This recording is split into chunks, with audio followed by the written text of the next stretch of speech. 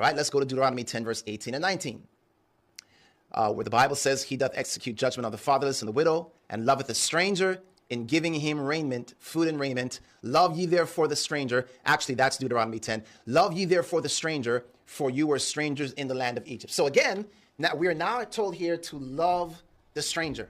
Now, let me ask you a question. Are we called, let's come back for a moment. And here's what I think we need to understand here. Love the stranger does not correlate with love the sinner. So in other words, yeah, love the stranger, but hate the strange, right? Like, okay, I love the stranger, but I hate the strange. That would be our parallel of saying we love the sinner. We love the sinner, but we hate the sin. Remember, being a stranger was not a sin in the Bible. So y'all put a 1 in the chat if you understand that. Being a stranger is nowhere defined in the Bible as a sin. Like one of the sins of the Bible is not, thou shalt not be a stranger. All right. So again, put that 1 in the chat if you understand that biblically speaking, being a stranger in a strange land was never considered a sin. Put a 1 in the chat if you understand that.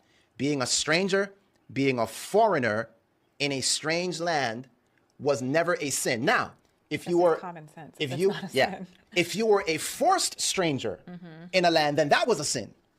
Because now you're being taken somewhere against your will. Right. That's a sin. But for someone to meander into Israel, to say, man, I've heard such good things about Israel. Israel is, I heard it's the promised land.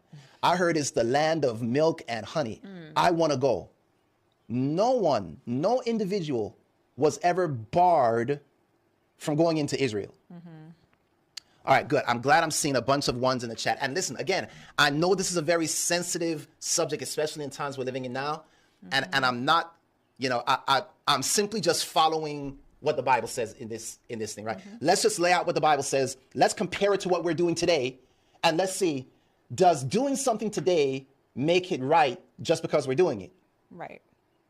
So now this is not a question of, because man said it was right. This is not a question of Republican Party versus Democratic Party. This is a question of America. This is a question of, do the laws that we have now reflect Christian values when it comes to this particular subject?